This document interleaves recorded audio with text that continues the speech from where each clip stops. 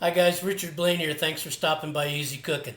As many of you know, I've been on vacation and now I'm back and I'm ready to cook something for you guys tonight. And I bet you're wondering, what's the big guy going to do tonight? And guess what?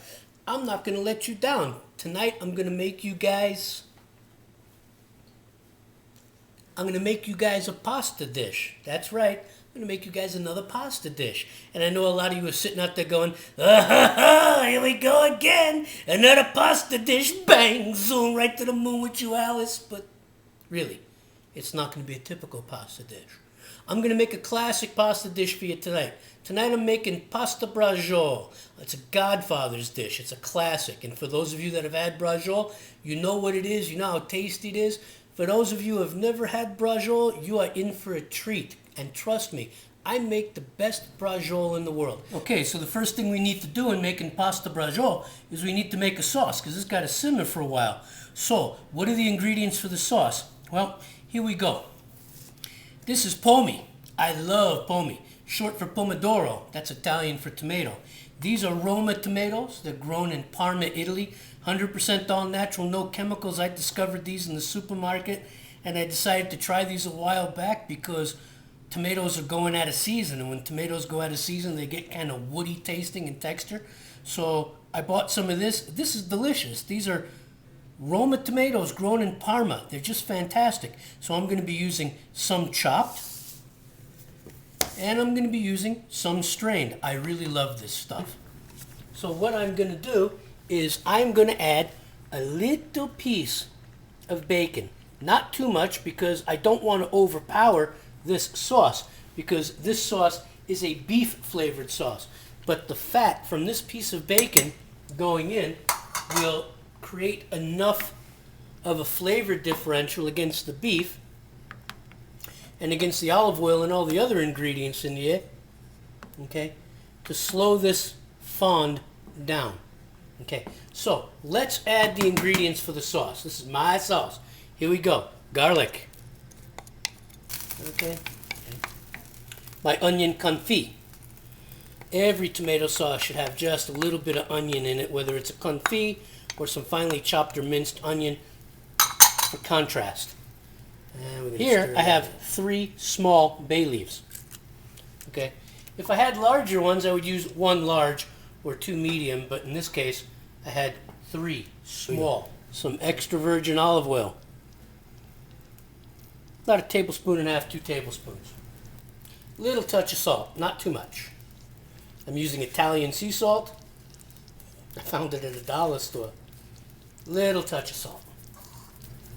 Okay. Little touch of peperoncino, like I said, not for the heat, just for a little flavor. Just a tiny little pinch of that peperoncino. Okay? Okay. Now, some dried basil. There we go. Maybe 2 teaspoons, maybe 3. Get that in there. Yeah, it smells good. And here, some Greek oregano bulbs. I actually prefer the Greek bulbs over the Italian bulbs. They're a little more pungent in nature. Add instant flavor. And I'm using about same amount, about 2 to 3 teaspoons, well, about 2 tablespoons of the Greek oregano. Oh, I love the flavor of oregano in my sauce. And to cut the acid from the tomatoes, some honey. I could use white sugar. I could use brown. Okay. But for about 75 ounces of tomato sauce, I'm going to use 2 big tablespoons of honey. All right, guys. There it is. A nice, simple, lovely, delicious tomato sauce. Okay, guys. So let's see what goes into making a top-notch braciole, okay? Okay, guys. So what am I going to use to make this braciole? Well, naturally, a nice, healthy piece of flank steak. There's about 2.5 pounds of flank steak here. I've tenderized it to loosen up the connective tissue. We're also going to use some extra virgin olive oil. We're also going to use some dried basil. And use some more Greek dried oregano bulbs. A little bit of salt. some granulated garlic, just a little pinch of red pepperoncino the Sicilian way, just for the flavor and not for the heat. Some very thinly sliced ham.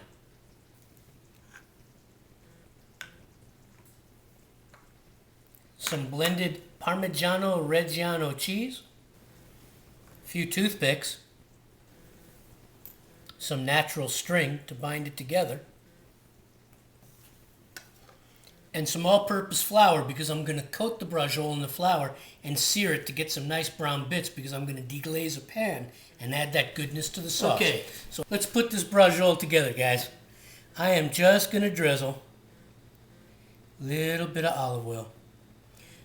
Just a few drops around the edges. That's about all right there. Okay, and I'm going to rub my meat. All right, Sean, I don't want to hear it. I know what you're thinking. Now, to that, I'm going to add some of my onion confit. I decided to do that. I know it wasn't in the previous part of the video, but I'm going to add just a little of this onion confit. It's going to add some wonderful flavor to the braciole. Dried basil, not too much. You know, just get it in there. Feather it. Get it to the ends. A little Greek oregano bulb. Just feather it in there. A little touch of salt. Some more of this Italian sea salt that I got. Just a little pinch. Little granulated garlic. Not powder, granule. You can use fresh, but there's enough in the sauce. Okay. A little smidge, just a little smidge of the red pepperoncino. We're not trying to light this up. We're not trying to light this up with heat. We want to have the flavor. All right. Parmigiano Reggiano.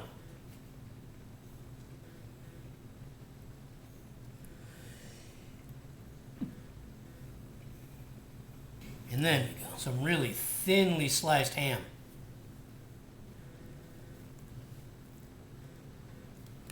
Thinner the better, I think. And they also use what I'm putting in here next, scrambled eggs. There we go.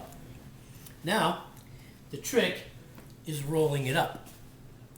So I leave about a half an inch, and I kind of make it like doing sushi, but I'm going to roll it tight. I'm going to grab that stuff into the center, and I'm going to roll this baby tight. And here's the braciole. Okay, now what I do is I stick toothpicks in it right here just to keep it tight. I'll remove the toothpicks after I tie this puppy up. Okay, my braciole's been wrapped and floured, and now I'm setting it in the fry pan to sear it. Okay. I'm going to sear it on all sides, and then after I sear it, I'm going to put it in the sauce, and I'm going to deglaze that pan. Okay, there's one nicely seared braciole, and I'm going to put it in the sauce. Okay, my sauce is back up to a simmer. I have a nice seared braciole. That's going to go right into the sauce right now. Right into the center. And all the way down. There we go. Okay. Now, I'm going to let this sauce simmer for another 30 to 60 minutes. Okay, guys, just here's a little extra something. There's the fats and the baked on bits from searing the braciole, and I'm going to add some red wine to that, and I'm going to deglaze this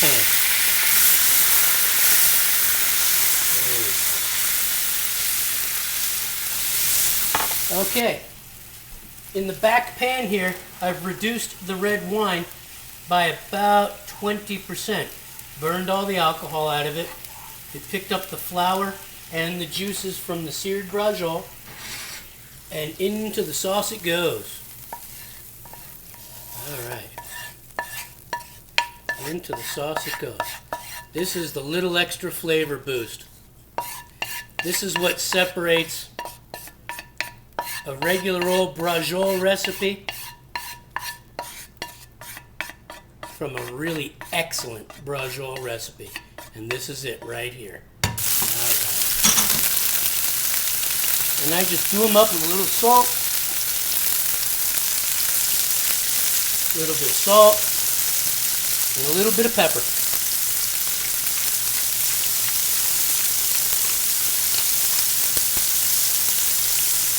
Those babies seared up.